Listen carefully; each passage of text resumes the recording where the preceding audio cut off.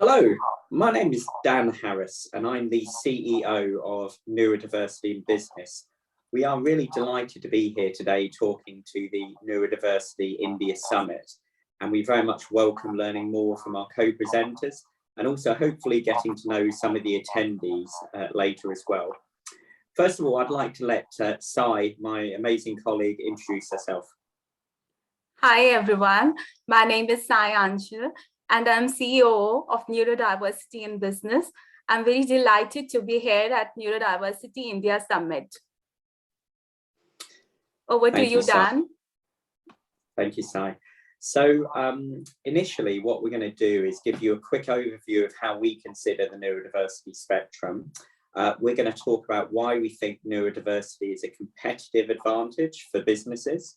We're then going to talk a little bit about why organizations should really support, energize and catalyze around neurodiversity.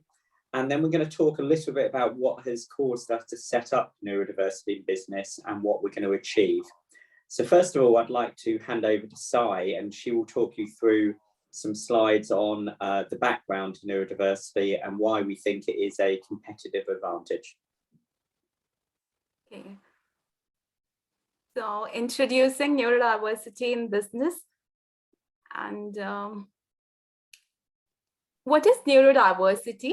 Neurodiversity encompasses a wide spectrum of neurodivergent conditions which express themselves in various ways, including conditions such as autism spectrum condition, attention hyperactivity disorder, dyslexia, dyscalculia, and dysgraphia, amongst others. So, I think the important thing to say on this slide is that actually it's not just about the challenges which are prevalent in some of those conditions, but actually those conditions have distinct advantages which businesses can leverage. And embracing different brains, neurodiversity is the diversity of human brains and minds. They are simply the variations of the human brains. That's right. So as we accept and embrace differences in other elements of our workforce, we should also embrace the differences in our neurodiversity. So neurodivergence is not just a disability. Neurodivergent conditions are often merely viewed as weaknesses or shortcomings, but with the right support, many neurodivergent individuals can show extraordinary abilities, such as in complex problem solving, pattern recognition, creativity, and entrepreneurship. That's right, Sai, and we have some quotes up on screen here, which I think really illustrate our case that there are significant advantages to neurodivergent employees. Yeah. And from disability to neurodiversity. So neurodiversity is two sides of the same coin, as this diagram beautifully illustrates. You can see it here. It's not just about one side, it's about two sides of the same coin. Thank you, Sai. That was a really helpful overview, just to come up to the same page in terms of our mutual understanding of what we consider the neurodiverse spectrum to be. So on this slide, we just briefly touch on some elements around why focus on neurodiversity. And I think it's important to say that there are kind of two aspects to this, really. There's the aspect of a kind of a selfish aspect for corporations to be able to actually leverage their neurodivergent talent more impactfully, improve sustainability through better staff retention, and also importantly to recruit the untapped talent pool that is out there. As we know, there's a very unsatisfactory proportion of neurodiverse talent, and particularly on the autistic spectrum, for example, where in the UK only 16% of the autistic adults are actually in paid full-time employment.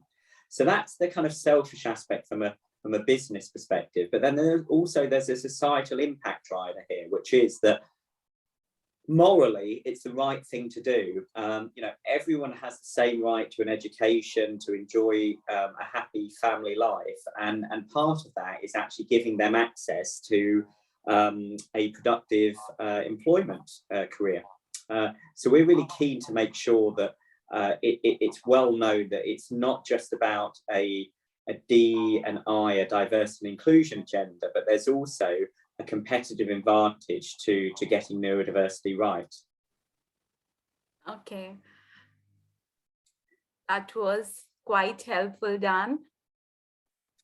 So thank you. This next slide just gives you an understanding that for us, we consider neurodiversity to be the new paradigm of diversity and inclusion.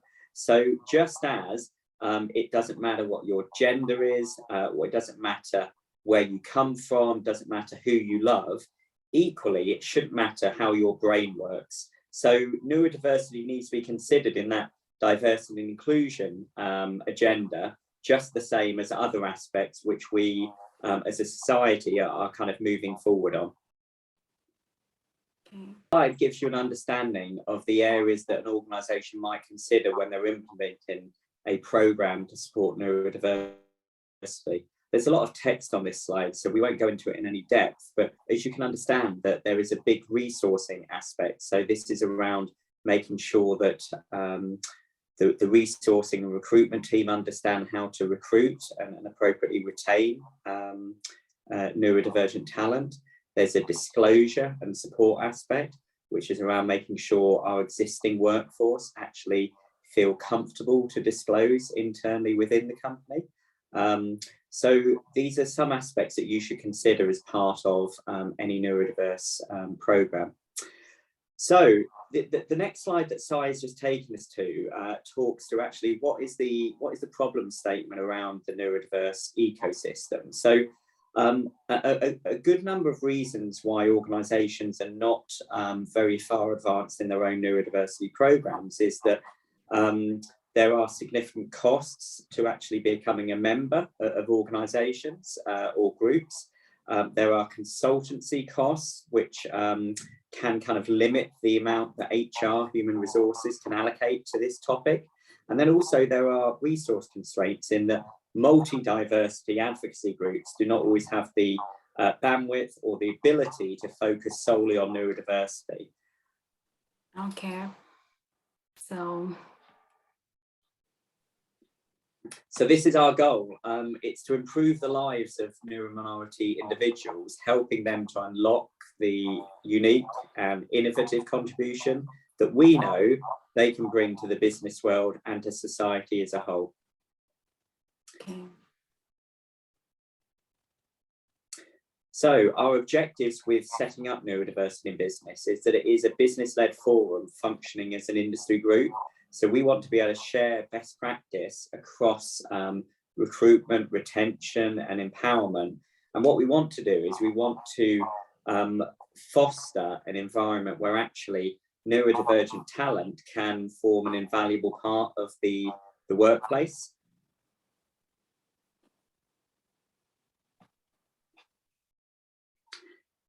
In terms of what we actually are, Neurodiversity in Business is a voluntary forum, so we're not looking for any costly corporate membership. All we ask is that the organisations that join us actually are willing to contribute time and support and share their intellectual resource. We're really pleased to have the best of the neurodiversity advocacy groups already involved in supporting us.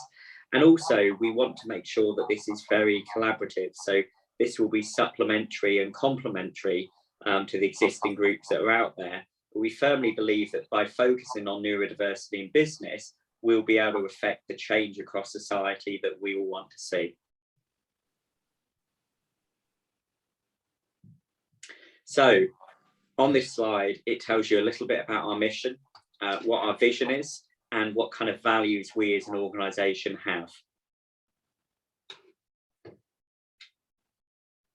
Okay.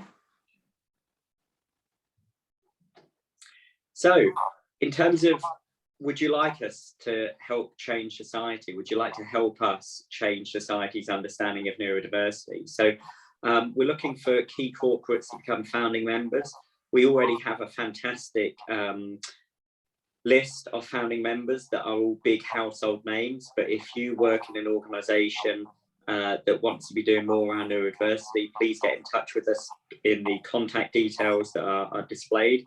We're actually launching on the 18th of January 2022. We're launching in the Houses of Parliament in England. Will be launched by the Business Secretary, Quasi. So it's a high profile launch. We'll have a lot of our corporate members there, as well as the ND advocacy groups. And I think, you know, two or three key messages to come out of this is that neurodiversity doesn't need to sit in the too hard to deal with bucket. Big organizations are now tackling this topic and doing great things, and that's something we should be proud of. Number two, businesses have a moral imperative to actually get this right.